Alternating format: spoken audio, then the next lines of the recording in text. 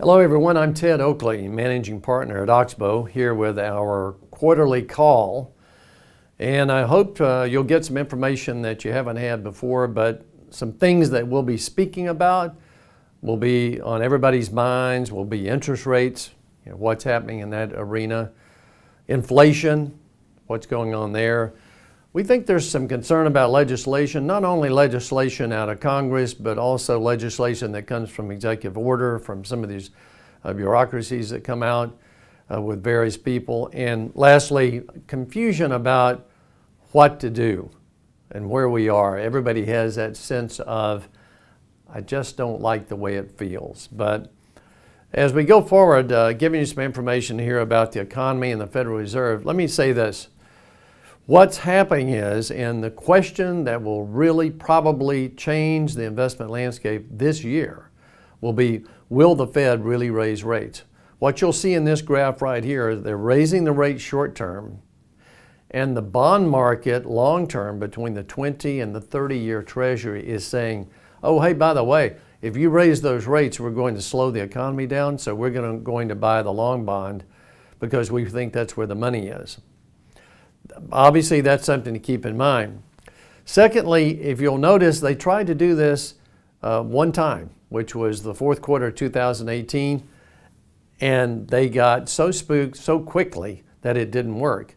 And you'll notice in this graph here, this is a compact graph that shows where they're raising the Fed funds rate to. When they got to peak Fed funds, which is a very short-term period here, I'm talking about a few months, then the market hit its low and then they were done. It was over at that point.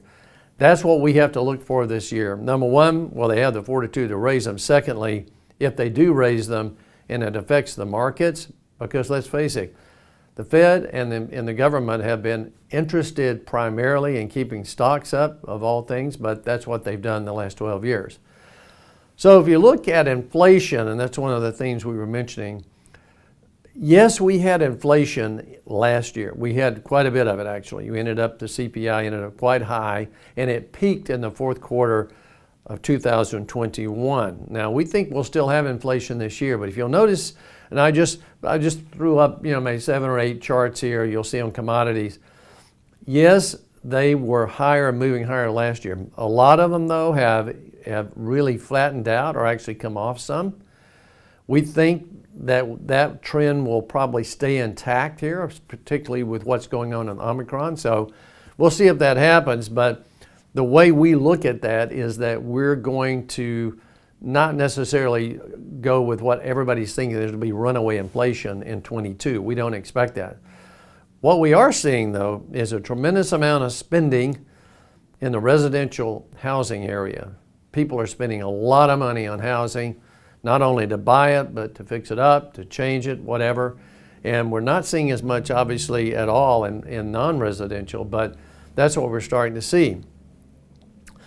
What's happened, too, with all of this free money that the Fed has put out there, if you'll notice in this graph, is that the average person's net worth to disposable income has gone up so high that the real estate buying and movement around has caused the equity in real estate to go sky high. So everybody is like, well, this is fantastic. This is an investment I didn't expect. Housing is typically not an investing.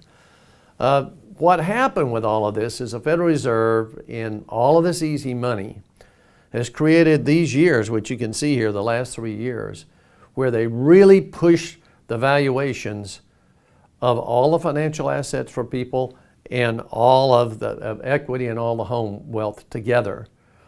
And what that's all come about from is just the fiscal response and the money that's been pushed into the system. One of the things we're starting to see show up, and we've seen it the last couple of months, now whether it stays a theme or not, we won't really know, but we're starting to notice apartment rents are starting to choke down a little bit. They're not as on fire as they were the last 18 months or so. And what you'll notice is we've had 2 months in a row now and now we went negative on the last month. So we'll have to see if that trend continues. Our idea about that is that you've gotten your rents up so high that there is a point to where the average person says, hey, I can't do that. We'll see if that continues. Don't know if it will, but we'll take a look at it. Lastly, if you talk about stocks, I want to go through some information about that. This has been a really speculative year, 21, in so many things. But I'll just take, for example, the number of initial public offerings on the left-hand side and the value on the right-hand graph of initial public offerings and special purpose acquisition court SPACs. You'll see that it's off the chart. Wall Street has rolled out so many things that people have bought, and so many of those things people don't know what they bought. And so we're seeing a lot of that in addition to speculation, massive speculation in cryptocurrencies, in really a lot of things that you wouldn't expect, the metaverse, all sorts of things that you wouldn't look for. Secondly, you'll look at the number of companies that are selling at 10 times sales. And we've said this before, but you can't make money by paying 10 times sales for a company. The numbers are not going to work out for you over the next 10 years. In addition, this is on the whole market here, but if you look at just the S&P 500, 75 companies in the S&P 500 are selling at more than 10 times sales. You would never pay 10 times sales for a private company unless there was something really, really unusual going on. This graph, I want you to notice what I call the club. And I've said this for some time, but this is the area where I believe we get some egregious type things going on. We have these companies buying back stock at all-time highs. They're companies at all-time highs. The valuations are at all-time highs. And rather than sort of button down and pay that money out in dividends or pay off debt, they buy back the stock. Why do they buy back the stock? It's primarily for themselves. And you can float this through all you want to, but it ends up being a payout for management. That's one of the biggest cash grabs we've ever seen. Also, you'll notice that the markets itself, like I'll just take the NASDAQ for example, it's very camouflaged right now. In the NASDAQ, you'll notice here that almost 40% of the stocks right now in the NASDAQ are down 50% from their highs in the last 12 months. 50. What that means is that there are a few stocks, maybe 10 to 15 stocks that are pushing the averages, and you can't see it in the average, but it's happening with the individual companies. Lastly, and this is something I think that people are not realizing what's happening, but if you look at margin debt and the stock market, you'll notice they go hand in hand. They're 100% correlated. You borrow the more money, you buy the more stock. What's also happening, which does not meet the eye, we talked about it in the market letter this time, is that if you look at securities-based lines of credit, which has become the big thing on Wall Street, okay? Those numbers are not in the margin debt, okay? They're off here off balance sheet. However, if you get a big drop in prices, that security-based line of credit is based on the stock price. One of the things I wanted you to see was if you looked at the beginning of a lot of bear markets where you were really starting at a higher point, how long did it take you to get a 6% return? How long did you have to wait from that point to this point?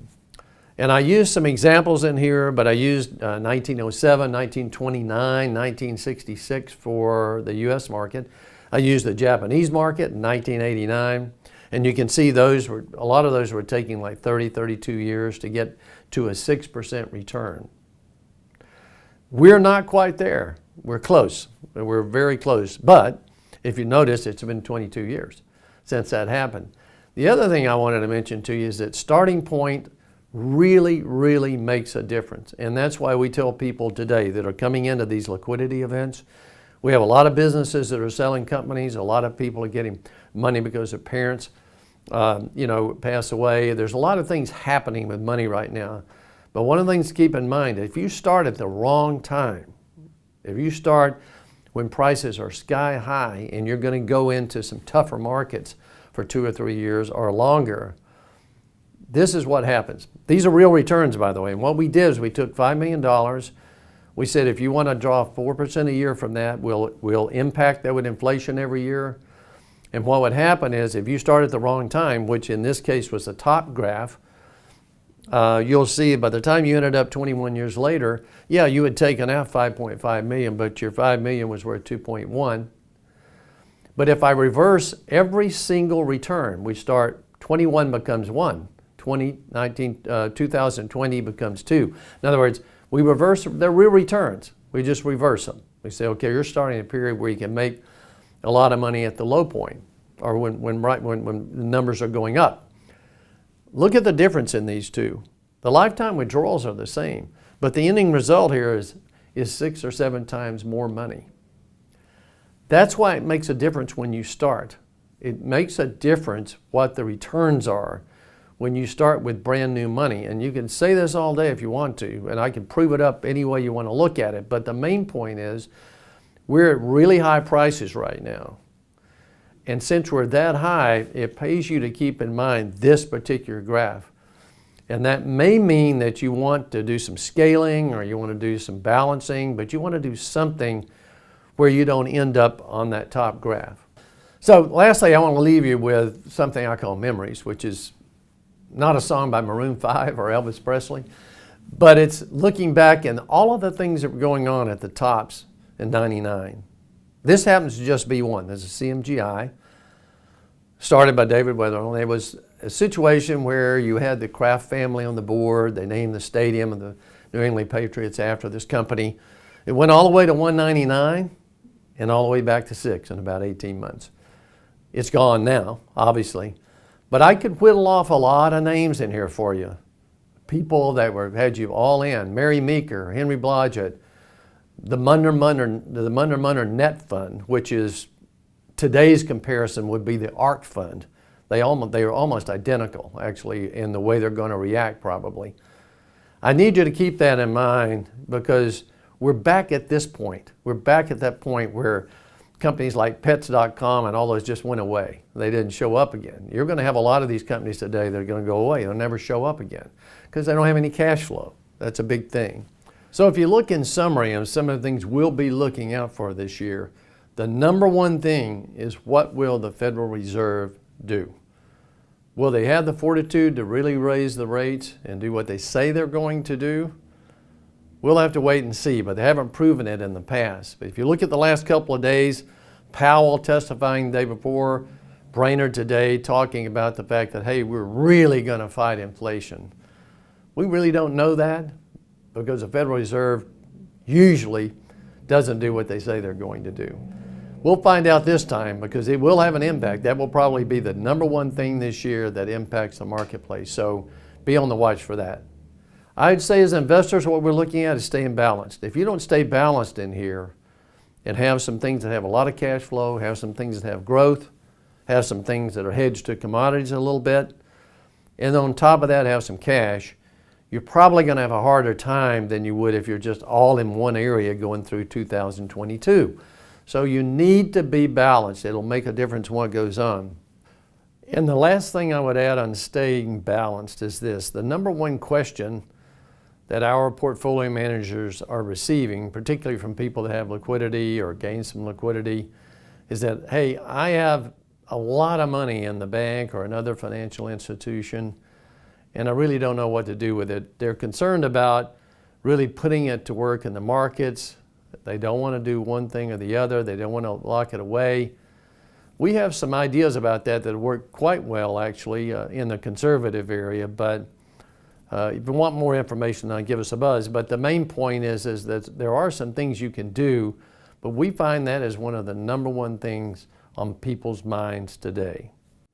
We do expect a bit of a more volatile year this year. If the Federal Reserve comes through and does what they say they're going to do, you can almost guarantee yourself there's going to be a few periods where we get into downdrafts. Because the average investor's never seen that the last 13 years. They're not ready for it. They probably won't know what to do with it, and they certainly can't make any money by just sticking in that exchange-traded fund or index fund because we won't go anywhere. We'll see how that works out, but I think you have to get ready for volatility and be prepared to use some cash if the volatility persists. Now, we have cash, and so we look at downdrafts as an opportunity for us. We don't look at it as, hey, the world's coming to an end. We look at it as, you know what, we're going to go looking for things that are really cheap. We feel like we can make some good purchases. They'll help us out during the year. So hopefully we've given you an idea of what we expect this year, some things that we think will be going on in the next 4 quarters. But if you have any questions and you want to get in touch with us, certainly visit us at oxbowadvisors.com or give us a call. We'll be glad to visit with you.